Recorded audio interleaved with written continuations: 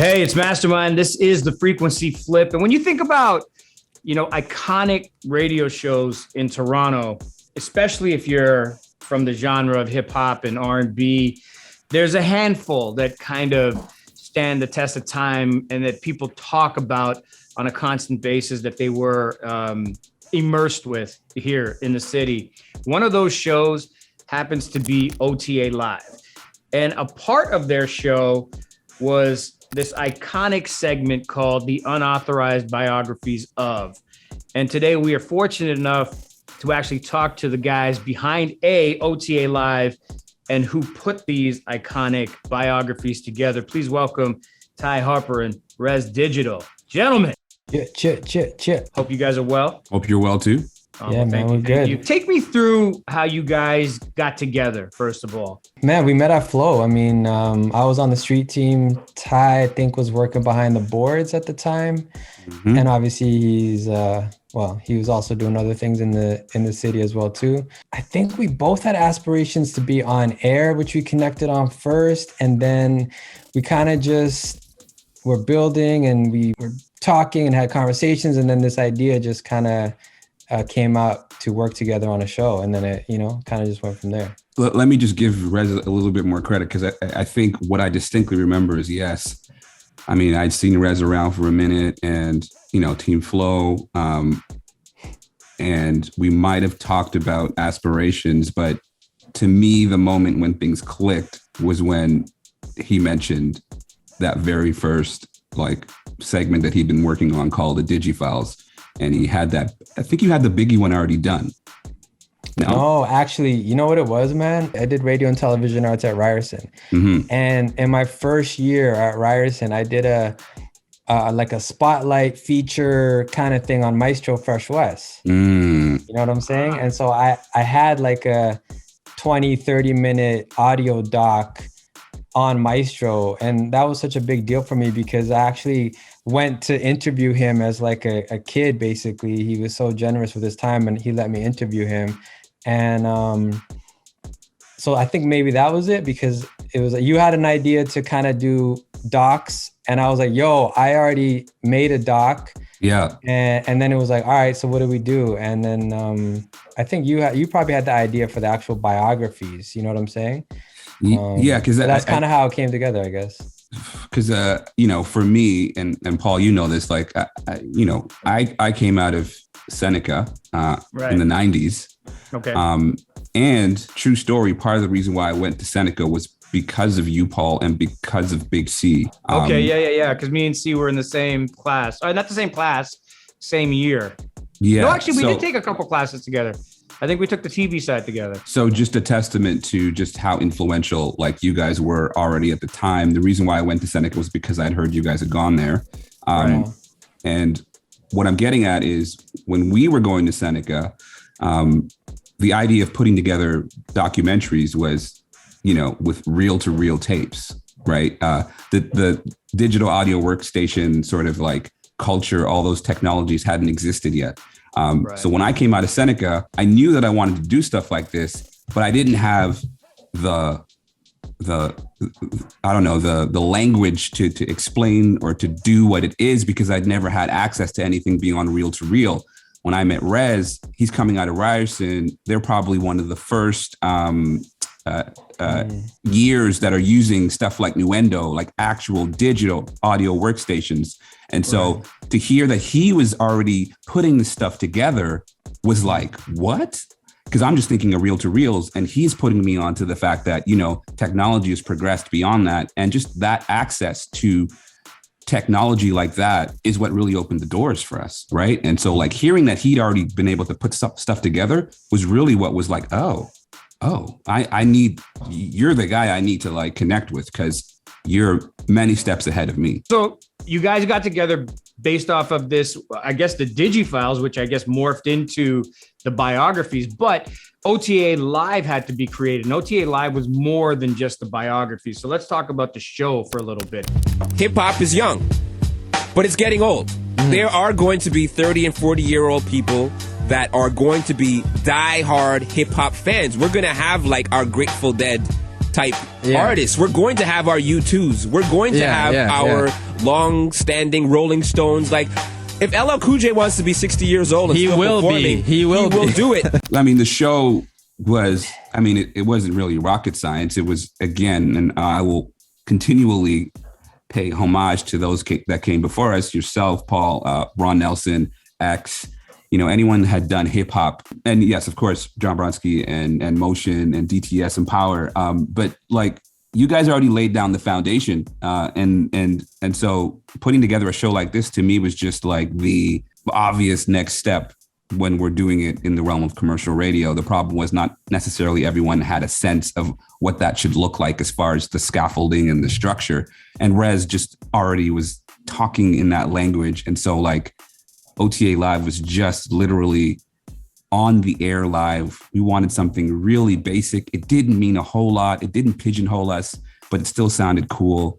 And then we kind of built out all the segments. And of course, the crown jewel being the digifiles, which became the UBX. I mean, when you have something like that, and then you're just going to be playing like hip hop and a lot of it being homegrown. I mean, at the end of the day, like we already knew it was going to be great. We were into production. You know what I mean? Like we were one of the only shows, maybe the only show that every element that you heard, we produced. You know what I'm saying? Like there was the imaging director or whoever didn't make our promos and our intro and our outro. Like everything that you heard on OTA Live, we built. And I think like when we were dreaming up the show, we had a very clear kind of vision for the tone of it. You know what I mean? And we were able to execute that tone because we made it.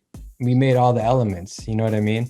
And the UBX was the main element of that, but all the IDs, the intros, you know what I mean? The little segments that we had, the classic, the sleeper, the burn with the boogeyman, like that whole sound, like everything had a cohesive vibe to it. And, it came together. We were just lucky that it came together the way it did.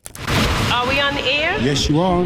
Yeah, OTA Live is the name of the show. What up, Ty Harper, Rez Digital hanging out, OTA Talk. No bio tonight on the show. Another exciting edition of OTA Talk. If you don't know about that, real simple, muchmusic.com/OTA Live. We went into it, approaching it the way, I guess, television works, where there's a pilot and you do things early. So we weren't just like envisioning it in our minds and then we were going to pitch it to Wayne Williams, who was our PD at the time. I mean, I don't know who came up with the idea, but I think we both thought that the best way to do this was to essentially have a full season of the show already completed and produced before we even approached Wayne Williams to see if he was even interested. So I just think he definitely hit the nail on the head when Rez, when you said we were into the production element of it, but also just a dedication and a belief in the program to then spend, I think, I don't know how long it was beforehand, but maybe 6 months to a year of actually producing the first season before we ever knew we were going to get it on the air.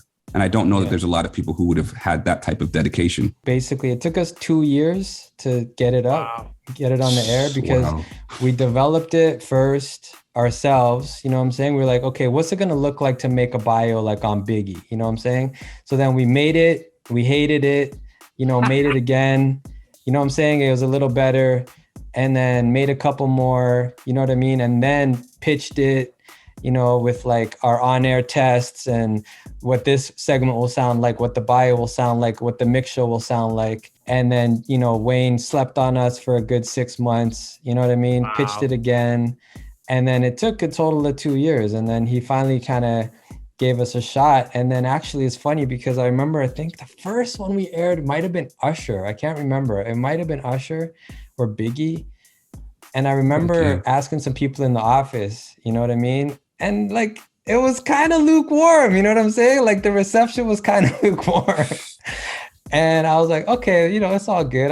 It's we're going to stick to it and see how it goes. And people just started taking to it, man. Like people started saying like, yo, like I didn't get out of the car. Like I stayed in the car till the show was over. You know what I'm saying? Like I haven't done that for 10, 15 years, or like I used to do that when I was a kid. And when that kind of feedback started coming in, we're like, okay, this is starting to work, And also when you look at where we are right now, almost 20 years later, where what we were doing with the biographies is now considered sort of the norm in terms of podcasting. That back then, I didn't realize that we had gotten lukewarm response early, which is crazy to me. It's just crazy to me.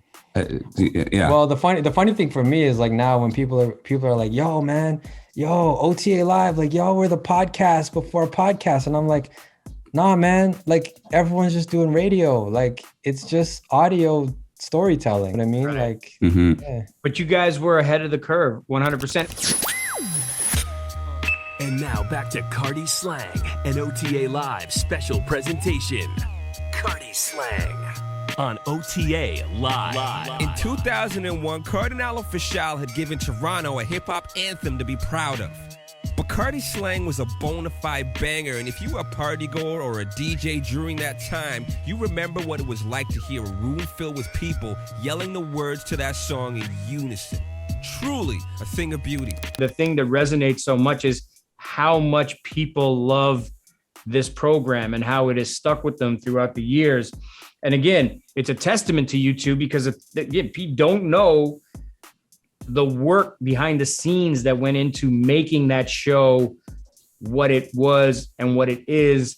And me and Ty actually went back and forth like a week or so ago about the process of just doing one biography. So if you guys can kind of break that down a little bit, because again, these iconic pieces are so important. And when you listen to them and how incredible they are, and especially when you think about when you were making them, I just want to get a glimpse into the work that went into putting these together. Right. And before we go any further, it's kind of really important to just give a huge shout out to, because it wasn't just me and Rez. We had a whole team of interns back then. You know, like the whole idea was to build this show. We understood we couldn't do it ourselves. So we had other people writing and researching and doing the show. So shout out to Nova, Browning, Rutherford, shout out to Ebony Haynes, who's now just a big deal in NYC, opening up that art thing in New York. I hope you check that out, Rez. I went to it, yeah.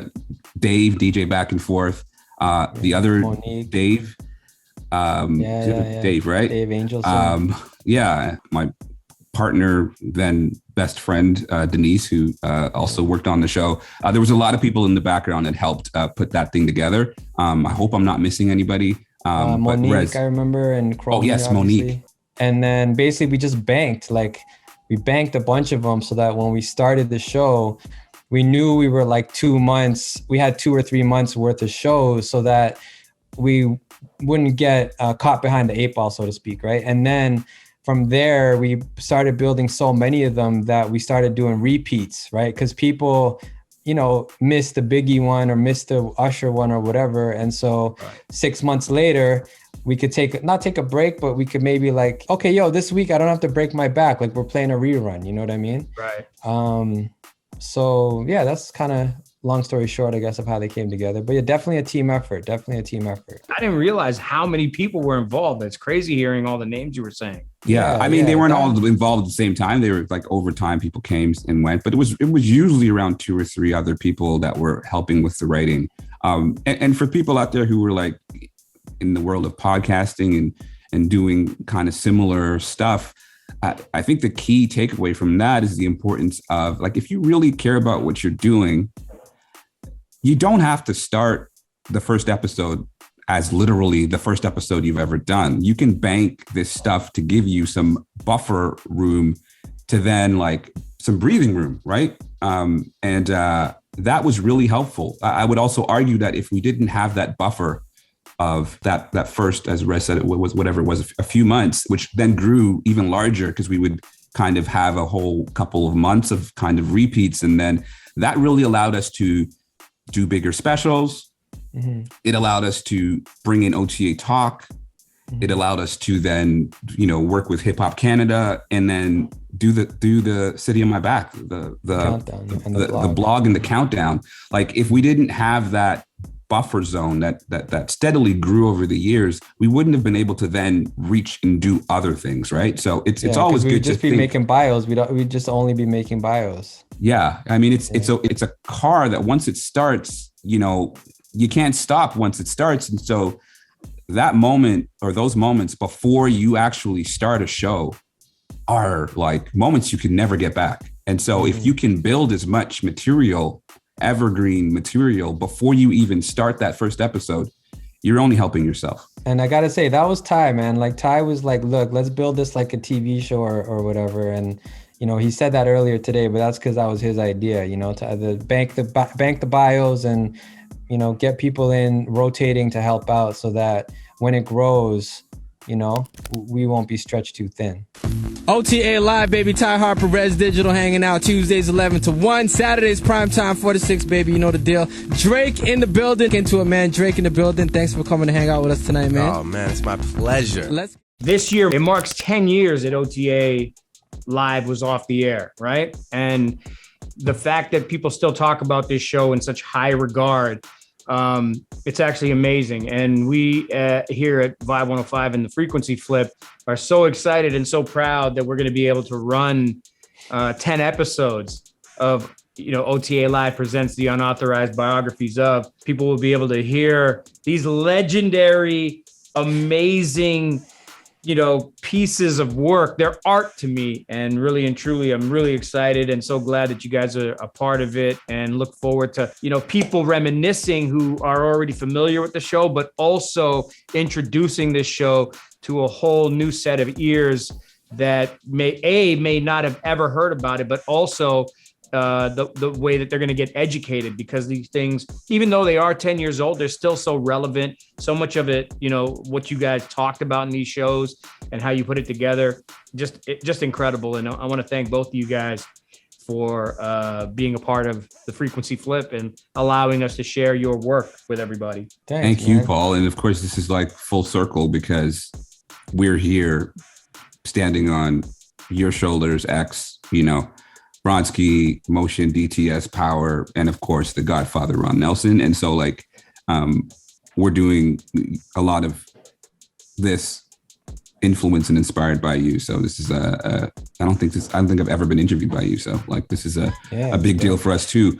And if you didn't know what OTA Live was about, please believe that a large part of what we did was very much homegrown. So you might hear 10 biographies here that are predominantly, you know, based on artists from the South, but we also did specials that focused solely on the local scene here in Toronto, and we had the countdown and we had OTA Talk. So while you're getting a slice of OTA Live, please believe a huge part of it was about paying homage and celebrating what was happening in the city, you know, between the years of 2000 and whatever it is, 6 or 7 when we started, and 2011. So we always put our city on our back throughout the entire time of that program. Speaking of that, if you want to check out a 10-year archive at this point of like local Toronto music from what, same 2006 to 2016 or something like that, 17, check out cityonmyback.com. It's still up. Everything's up there still. Mm-hmm. That's crazy. All right.